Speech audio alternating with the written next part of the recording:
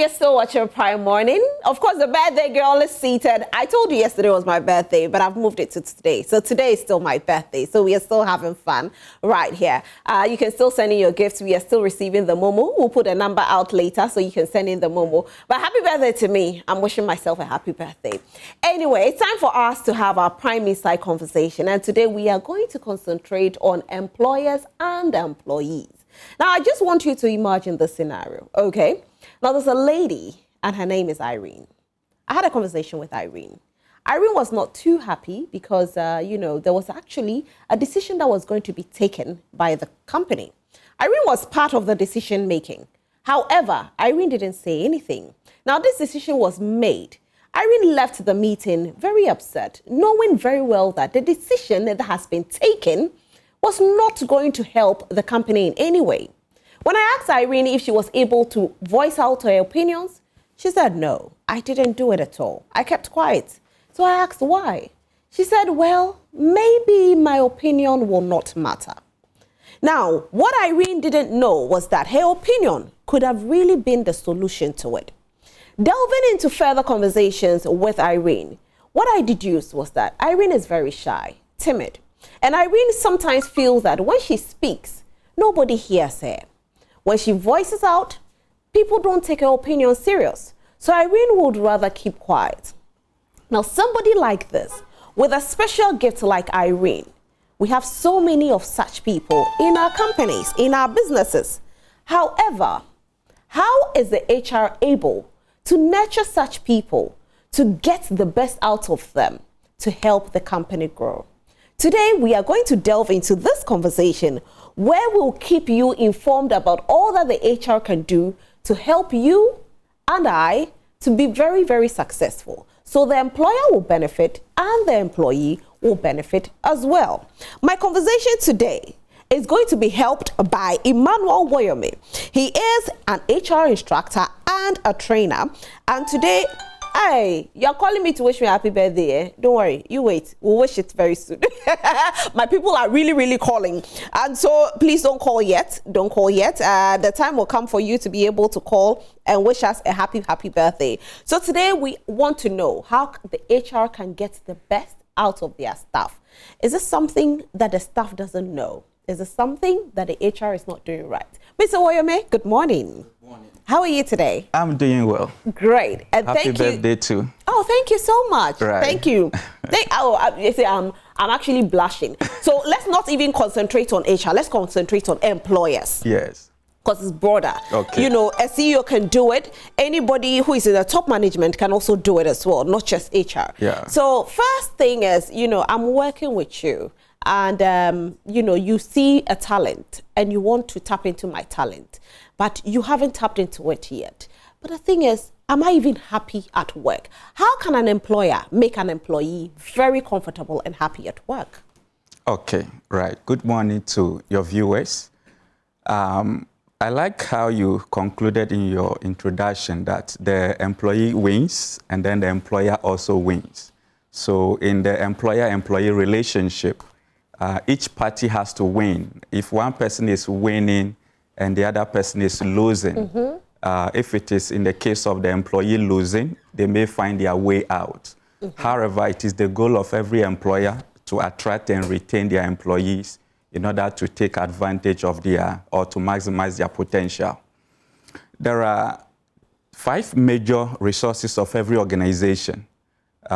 They all start with M, and so usually we call it the 5 M's. Okay. And so the 5 M's of management.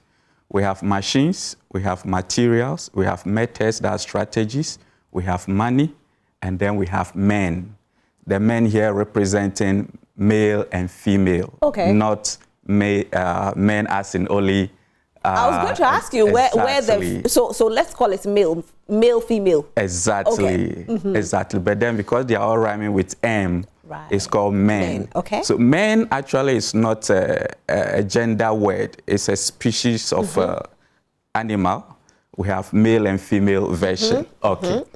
And so you realize the most important one is the men, the male and female.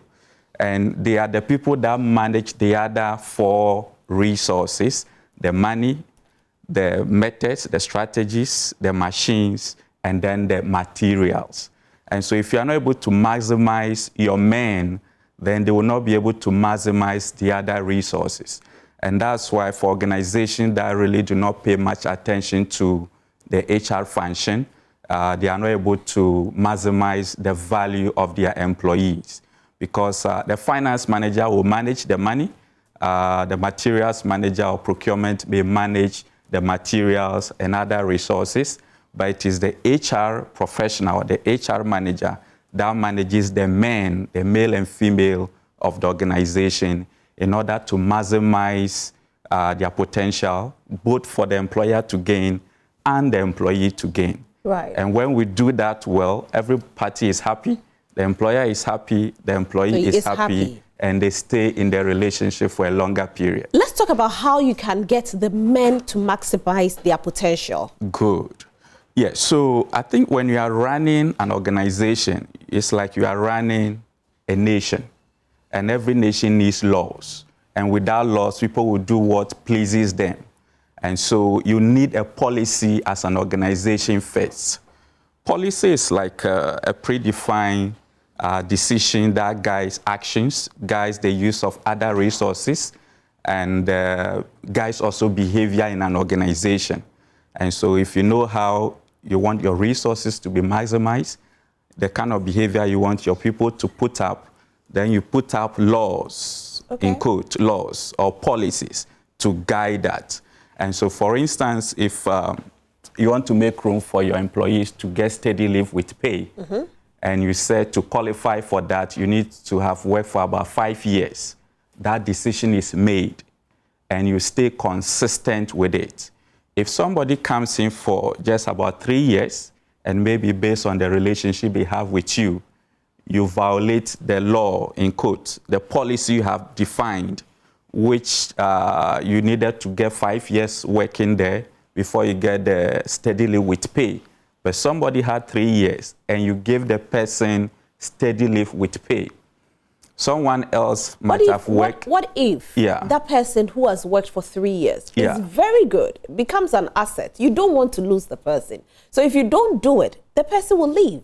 In that case, it means you have to review the policy and inform everybody else in an organization or in the organization that this policy used to be 5 years, but now it has been turned to 3 years. And whoever then qualifies based on this change in the law or the policy must be given. Right, so you amend it a little bit. Okay. If you are not consistent with your practices, people don't trust you. And when people don't trust you as a leader or as an employer, they don't believe whatever you are telling them, you go by it, and they may be using your internet to look for a job to switch and go to somewhere else. So policy guides the decision. We'll look at all other areas of functions that will help in maximizing. But the first and the most important is to have in place a policy that guides decisions, guides the use of assets or other resources in the organization, and then also guides behavior, even including maybe sexual harassment. Are there special policies that actually make the employee very happy and comfortable? Good. Policies, just like government policies, not everybody may be happy with it. So when you understand that a particular policy is rather causing havoc, then you may want to review it. Policies are not static, just like strategies. So as and when times passes and you realize a particular policy is no more effective, then you change it. But like I said, the moment you change it, then everybody has to be aware. If you sign up for, let's say, an ATM card in a bank, you know when you go there to pick it up, you sign to mean that you've received it.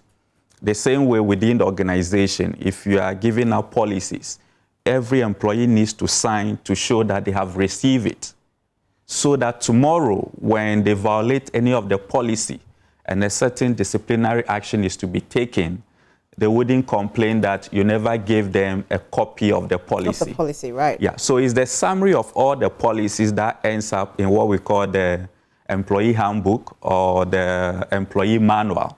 And so every person joining the organization needs to know, read it, sometimes even do training on the policy for the organizational members, so that the people will know what is in it, what will help them, what they need to abide with to not to violate the laws or the policies to be punished, because some come with actually punishment or discipline. That comes to what we call employee relations, and there are two major streams to that. An aspect is meant for the employer to deal with problematic employees, and then an aspect is also meant for the employees when they have an issue with the employer. So when you have those systems in place, if an employee has some grievances, they pass through the grievance system to get the problem resolved. If you have the discipline systems in place, when the employee goes wrong, the employer also takes charge of the disciplinary systems to address the problem with the employee. So those systems work together to ensure a conducive work environment where both parties will work and fulfill their objectives. Right. Now let's talk about the values of every company, because every employer has its own values. That as an employee, if you go in there, you ought to abide by it. But it looks like some employees go in there and they don't abide by the values. Is it that the employers don't tell them well, they don't educate them, so they go in there without knowing about the values of the place? Yes, that's possible. You know, like I said, when you have the policy down, everything in there needs to be known by everybody that joins. And usually that is taught during the orientation and onboarding. When you are a new staff and you are joining the company, they take you through that the first day usually for orientation. But beyond that, there are a series of programs, what we generally term onboarding. And so depending on the system they have designed for that, employees get to know what is in this organization, how we do things here. Unfortunately, there are some aspects of that that employers are not able to control. Generally, we may term that as culture. And like what? So it has to do with people's assumptions and beliefs in there. Some may be formally defined, like what is within the policy. But you realize, let me take a typical example. When people join an organization, there is the formal orientation and onboarding. But depending on the culture there, the staff members, the existing staff guys, will meet the new person, trying to tell them certain things. Here, if the boss speaks, you don't speak. Here, if you go to meetings, you don't talk, because if you talk, it will be taken against you. If such is the culture, then people will show up at meetings and they won't bring out what is in them, knowing that their opinions could get them victimized. But when you have a positive culture where people are free to speak their mind, to share their opinions, they don't have some of these issues. Mr. Woyome, in this part of the world, you know that you might be vocal, you might have very good opinions, and they'll tell you that you can voice it out, but you leave and then there's always a certain impression created about you. How do you solve that? Yes, so that's why I said, if that could be what you assume is the reality of the culture there, but if that is contrary, then you might tell people, speak up. We will not take it against you. But if they don't trust that, they will still show up at meetings and then they will not speak up. Especially if one of their colleagues have ever been an scapegoat of that, then they have a reference point to tell you that, look, even when they tell you to speak your mind, don't. And so the key role, these days we even call HR managers as people and culture managers. Okay. So one of their key roles is to ensure that the culture there is positive, not negative. The culture there is not toxic. So when people come in, they feel welcome, they can share their ideas, even try to innovate. For instance, there was a story of a CEO who called one employee to the office. Apparently, he spent some money for a research that it didn't work. So when the CEO called him, he thought he was going to be blasted or to be reprimanded. Right. So he was nervous, but when he showed up in the office, the CEO rather encouraged him and then asked him to try more times. Years later, that gentleman was able to invent something that was so useful to the company that the amount of money he spent for that research that it didn't work, they were able to make far, far, far, far more than that. Oh, wow. And so when journalists years later interviewed him and asked, so why didn't you fire the gentleman? He said, look, why should I spend that amount of money to train him? In this case, the research that didn't work, and then let him go for somebody else to make use of him. So the first training or attempt that didn't work was a form of training. He can try it again, and then it will work. But if the gentleman was punished from day one for trying what didn't work, the next moment, every employee will stop pulling out. They will not want to try anything. They wouldn't want to take risks and invent anything. And that company wouldn't have the culture of innovation. And so what we allow and what we disallow forms an organization's culture. And that culture can serve the interests of the organization or otherwise. Fantastic. Yeah. Now, another thing everybody will also be wondering is incentives. The incentives that will make the employees happy. Exactly. So now let's look at some key factors that needs to be considered if you want to get the best out of the employees. And like you said, incentives. That comes under broadly what we can say compensation, or in a more broader sense, total rewards. And so what are your employees gaining from working with you? Some are monetary, as you mentioned. Some are also non-monetary. Okay. For instance, last week I was with a colleague in one of the hotels. She's actually the HR manager for a hotel. And she tells me sometimes she wishes she could even change jobs, but she looks at the fact that the things she gets in that organization, hardly would a different company be able to offer that. Or hardly will she find a company that can offer something of the same value. I'm wondering what she's getting. Yes, so sometimes it's not necessarily the take-home salary. So that's why I said rewards goes beyond just the money they get, but other benefit. Even sometimes good work colleagues, comfortable work colleagues, supportive work colleagues, and even sometimes people will exit because their colleagues are toxic and they don't want to engage with them. So compensation is very important. Many companies... Before you continue, right, let's get to understand what incentives are very, very, you know, I'm trying to find the right word, very non-expensive, inexpensive, yet very appreciative for the, you know, employee. Right. I think I'll even go to then another point, recognition. Recognition. A lot of people think that some workplaces, people are not appreciated. They might put in the effort, achieve the year's target, but yet, especially when it's getting to the end of the year and they will need to maybe pay 13th month or even pay some bonuses, some employees may be complaining, this year you didn't do much, when the people would have felt appreciated if they were recognized.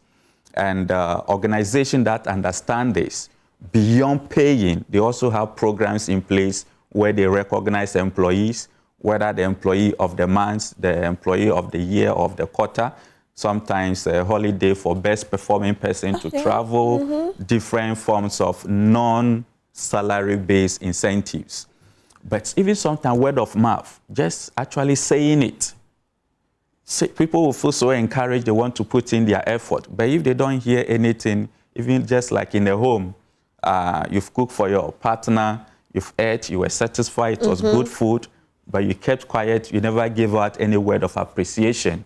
In that case, you are not encouraging the person to give you the best. So aside the policy, the compensation, recognition and appreciation is key. And training also is very important. Like we said, it's about getting the best out of the people. It's another thing that makes the employees happy, right? Yes. Aside being happy, it also makes them to be productive. Yeah, because I remember having a conversation with someone, and what the person said was, oh, where I was, they used to take me for training, and I really appreciated it. But here, they don't take me for training, so I would leave very soon. Good. So if you don't make room for training and development, it's like having a cutlass. They can use the cutlass to work, but over time, it gets blunt. So if there are rooms for your employees to get training, to get development, and you even sometimes pay people to go for courses. It's also a way to get the best out of them, and then also as a way of rewarding them. So the training becomes a form of reward as well. But you realize some organizations, you come just the way you are, you continue to work, no training, or you might have had few training at the initial stages, and then the rest is up to you. Organizations that value this, even if you are going for maybe a certification course, you want to certify in your field, either they pay for you to go, or when you pay with your own money and you pass, they refund the money to you.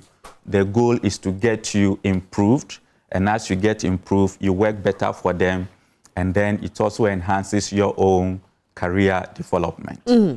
Now, let's go on, to our homes and tell our viewers something. Now, viewers, what I want to tell you is that you can join the conversation. So just call us and share your opinion with us. You can also send in your messages. We are here to read in some of your messages. Any question you have to do with the employee-employer conversation that we are having, how can we get the best out of the employees? We want the employers to be able to do that. Now, there have been so many complaints coming from employees saying that I'm not happy with the way I work, I can't voice out, I have so much in me, but my boss will not listen to me. As for my place, hey, we don't get anything. Don't worry at all. We are discussing it right here this morning. As we've spoken about, the inexpensive, things that we can do to make the people happy, the incentives. What about the expensive incentives? Well, it depends. If you pay for somebody to go for their master's degree when they are first degree, it may be termed as expensive. For instance, I know an accounting firm that even if you join, they advertise in their job description that if you are successful in getting that job, there is a scholarship for an MBA program outside. So to them, they may term that as expensive. There are some incentives, or what we usually say benefit, that are mandatory. Your leave, workman compensation, it's called workers' compensation. Ghana, we prefer to call it workman's compensation. And then pension, SNIT. Those three incentives or benefits are mandatory by law. However, beyond that, depending on the ability of the employer to pay, they can decide what other benefit to give out.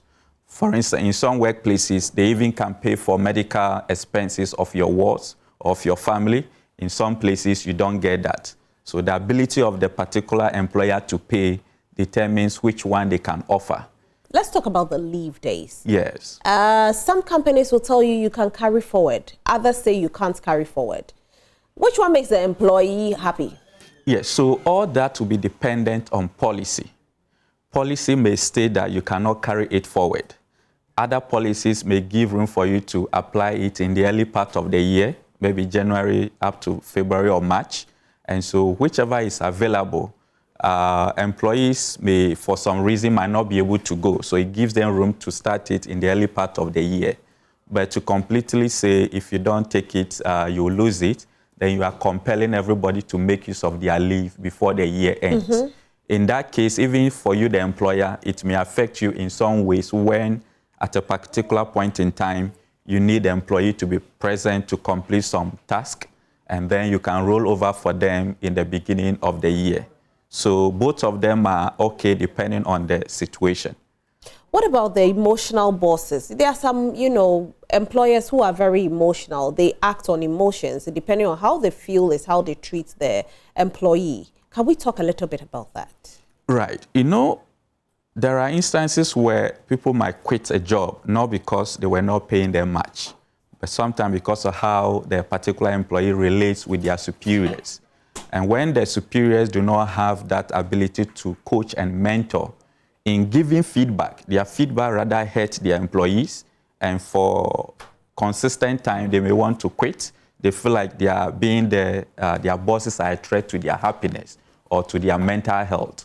And so when it is identified that people are exiting the organization because of such relationship problems with their bosses, then training is held for supervisors and managers so that they can best mentor, give feedback, coach their employees in their various departments. The HR is there to coordinate most of the HR functions, but most of the other HR functions are performed by line managers or by other managers. And so when they don't understand some of these principles of human resource management, they tend to do things in a way that does not help them and even doesn't help their subordinate as well. And so that's why in recent times, there has been an increase in emotional intelligence trainings, how you can be in control of your emotions so you don't throw tantrums, but rather keep positive relationship with your employees, interpersonal relationship skills, how to best relate and all that.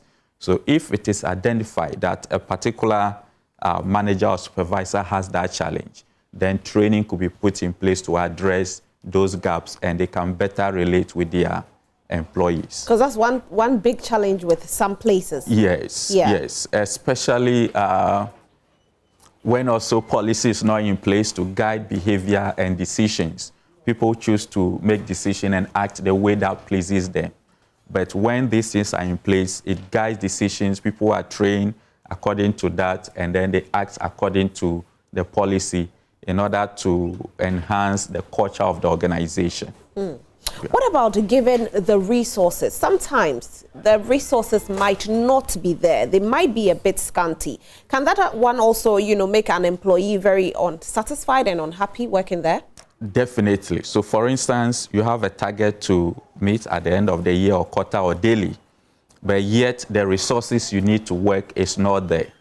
You definitely feel upset. A colleague had just switched job not long ago. Very productive person I know, but then where he was working, always there were challenges with regards to access to resources. So eventually he had to look elsewhere, and he's found a new job and he's willing to switch. As whether there may be no challenge of that nature in that place is a different thing to look at. But then resource constraint can obviously affect people's satisfaction and even their productivity within the organization. Right. Our very first caller is here. Good morning, Emmanuel. You're calling from Upper West. Good morning. How are you? Oh, Basbis, I'm fine. Great. You too? Fine, thank you. Talk to us. Yes. The topic is very interesting, and I'm watching it. When you look at the public sector, usually people lambast the public sector for low productivity and what have you. But the thing, the issues being raised by Mr. Emmanuel Wyoming are some of the things that employers do not take key interest into. You have workplaces, you have poisonous, you actually have poisonous co-workers. They are not prepared to add on, to be innovative. And then they tend to create a situation whereby somebody who wants to become innovative, they want to dampen the spirit. Now, where the person has also decided to overcome those things and to make the impact, employers do not take key interest in those people to motivate them to continue to innovate more so that they can contribute. So because of that, it weakens or it dampens the spirit of those employees. Sorry. I'm speaking because I work in the public sector, and then I'm exposed to some of these issues, and I've experienced them personally. Right. So that is why I'm calling in to add on. Right. I think employers in the public sector must wake up in that regard. It's not only about the monetary aspect that they should look at. They feel like when you receive salary, that's all. But that is not all. All right. So I think it's good that they look at that. Thank you very much. Emmanuel, thank you so much. We are grateful. So, Mr. Wyoming, with what he's saying, how do we then deal with toxic colleagues at work?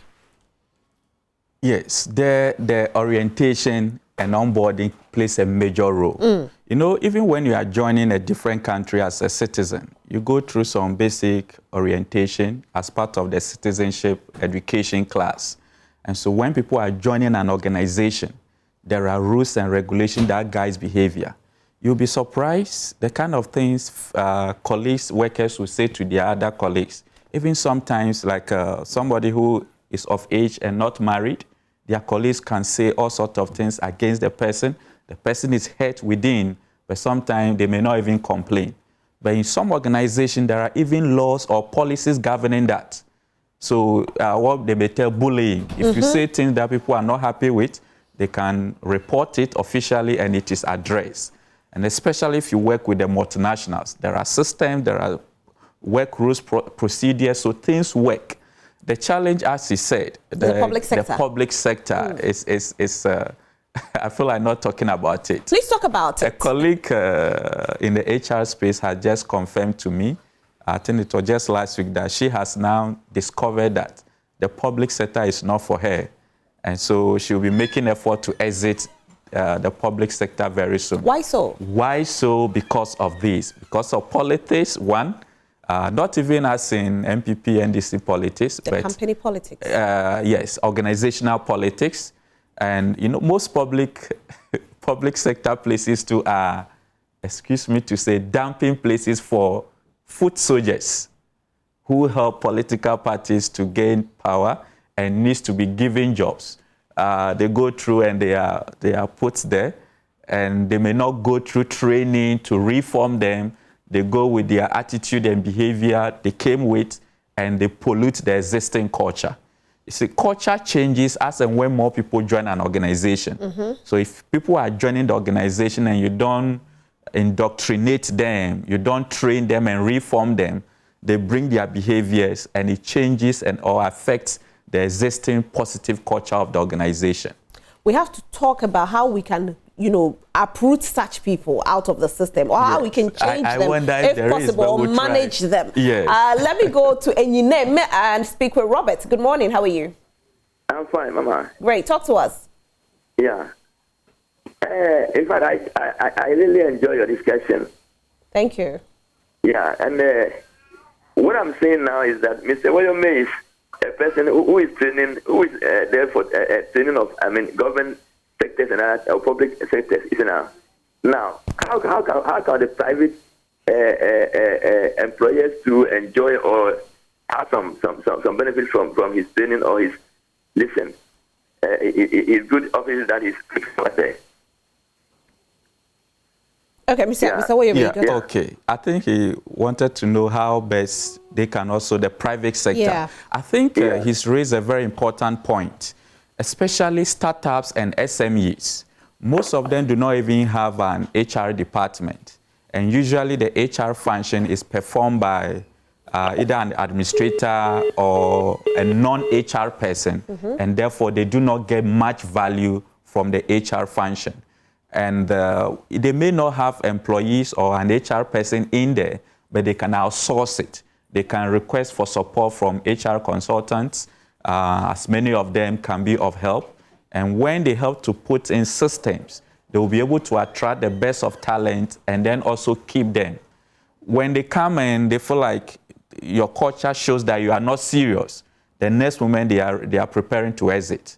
But it is the goal of every employer to attract good talent and retain them over the long period. So training, when they come in, they must get training. Training on the policies, how we work here, how things work here, different from how it works in other organizations. Then they need to be trained on their own jobs, how they can be effective on the job. And even at a point when they are rising to higher levels, you give them management development trainings or programs to make them better. For instance, if you're a good teacher now, it doesn't mean you can be a good headmaster. And therefore, if you are being made a headmaster, you must go through management development programs to upgrade from being a good teacher to now a good manager of people. Okay, let me go to Dunkwal. Good morning, Sandra. How are you? Good morning, madam. What I want to say? Yeah, Miadum, talk to us. Yeah, make sure program is very effective program, but what about say? Yes, so I have fun for any more jumana. Yes, so my year, mean good results every month. Yes, we have anything.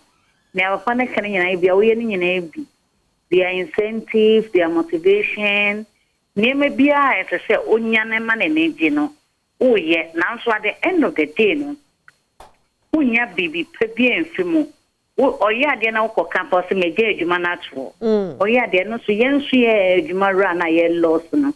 The Benedict. Right. Thank you so much, Sandra. Yeah, that's a very sensitive one, especially if you are dealing with entry-level employees or artisanal employees or those in the informal sector with lower level of education. Usually they are problematic. It's rather more convenient dealing with the top guys. So independently, they have developed themselves, good behavior, competent in their work. But when you are dealing with the younger ones, especially if you run a restaurant, you get this high school graduate or JHS graduate, hunger might driven them to work with you. Now they are no more hungry because of the peanuts they get as salary. Then they feel like they don't need you. So if they are not performing, you have a decision to let them go. But with what she's saying, you know, there might be a time where you need them. Yes. And that's when they say, we are leaving. One key function of either the manager or the entrepreneur is to get good people to work with. So if the people come and for some period you realize they are not good, you let them go as early as possible. Okay. The challenge is getting another good one. The next person may also not be good. And I think you heard Mrs. Denchi or in team has said earlier that the problem is getting people to work with. So it's a general issue, but it is more serious with the informal sector, those with less or lower levels of education. But if at a point you realize a particular person is not good, despite all the help, the incentives, you let them go. Okay. Let me go to Kumasi. Victory, good morning. Good morning. Yes, how are you? I wanted to ask about a case of nepotism. Okay. Like, I'm asking, say a promotion is coming up and you feel like you deserve that promotion, but then it's rather given to a relative of the boss or something like that. Is there anything the HR can do about it? All right. Is that what you mean? You see, let me speak for HR a bit before I answer that. HRs are usually torn between. It's like one person being pulled to this side and being pulled by the voice employee. for both. Exactly. Sometimes there are some of the things HRs can do because it's a higher level authoritative decision. So the business owner feels like I'm giving it to my niece or a relative. It might be contrary to the policy, but he still has the authority to decide. What the employer then has done is that he has changed the policy now. It's just like in government, nation governance. There is a policy, a law, but a person has violated the law. The moment you violate it, it means you have changed that law. Therefore, you have open room for people to do what pleases them. Right. And when that happens, you lose trust. But leadership needs trust so that when they speak, when they command, people will believe them. But if they feel like whatever you say, you don't go by it, whenever you speak next time, they don't take it serious. And so if employers understand that, then they have to be fair to the policies. And so when there are unfair labor practices, some of these things happen and people get pissed off and they may want to exit the organization. Out. All right, let me go to Cape Coast. Good morning, Samuel. Hello, Samuel. Hello, Yeah. good morning. Good morning. Talk to us. Okay, I want to join the conversation. Go ahead. Okay. A lady who spoke from Kumasi about employers who are trying to invest in their employees but are not getting much from them. These days, the youth of today love money so much that most of them, as the consultant said, most of us don't even join companies because of what we can do to improve the company. But rather what we can get from the business is what we are talking about. So in case such happens, I will advise that another man said, if you think you can no more work with him or her again, it's better you lay him off and bring somebody who can put something better on the table to improve the company. So that's my opinion. All right. Thank you so much for calling. Yeah. This is coming from Jikunu. And it reads, hi, good morning. I'm really enjoying your program. Please, I was with this company that I've worked with for over 5 years without leave. Last year, my boss asked me to apply for weekend school to do my degree, and I did. So later, he employed another person to assist me in my duties since the workload was too much on my studies. Just recently, the new guy that started talking about my schooling. You are using company money to pay your school fees, and almost every worker was asking me if it's true they are using company money to take care of me. My question is, the idea of furthering my education was something between my boss and myself. So was it good to have told everyone? My boss later decided not to help pay the fees as he promised. Wow. So with this case, what is missing is that there's no policy. So at that point, the business owner or the CEO or the entrepreneur feels like, let me give you this. So it doesn't ensure consistency. A similar case happened where this young lady has resigned from a particular company. It's a real estate company. She has been there for some years, but she realized there were people who had come after her, but they have land, which has been like an incentive given to them by the company. But what is the policy governing giving that kind of incentive to employees? So it means at any point in time, the business owner will feel or look at your face based on how he feels about you. He or she may decide what incentive to give to you. It brings inconsistency in the administration of your rewards or benefits. And people will obviously get angry when they get to know. So when there is policy, it guides how benefit or rewards are administered. I'll take my last caller. Hello, good morning. Hello, good morning. Veronica, talk to us. Yes, thanks for your program this morning. You're welcome. I really like your program, and then God bless you for the good work you guys are doing. Veronica, please speak up for me. Hello?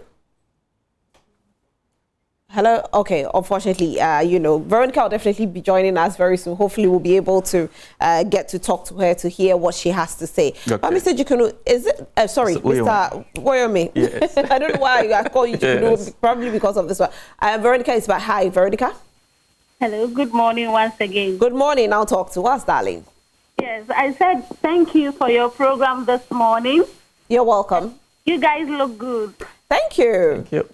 I actually work with this company, and I want to add that sometimes grapevine also lets people to lose their great employees. Sorry. Yes, you might be very good, but people will be talking other things about you. Your employer will not find out about you, and the next minute you are gone. And that is what has happened to me. So I just want to say thank you for your program, and God bless you. Thank you so much for calling as well.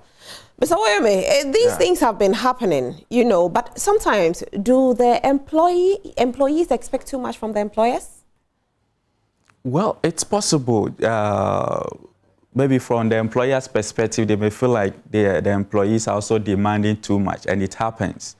But then it's a relationship, employer-employee relationship, and there is a room for communication. So when there's something you don't understand, you communicate to the employer. You want to know and get to know what you think or what is in it for you.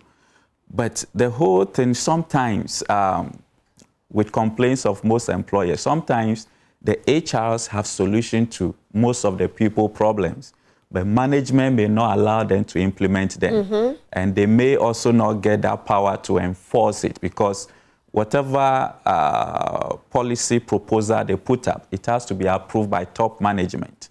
And so sometimes I even tell my colleagues that if you work in an organization where the CEO or senior management equally understand HR and understand the value of HR, you, the HR manager, tends to enjoy your work.